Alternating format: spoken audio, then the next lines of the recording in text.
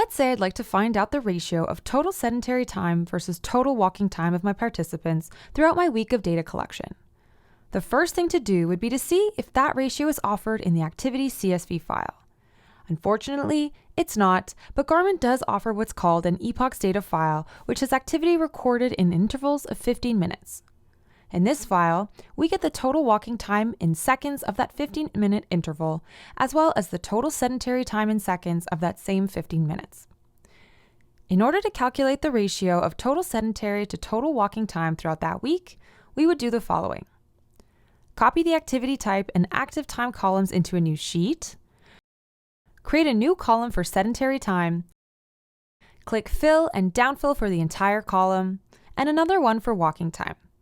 In order to map these values, update your function as follows.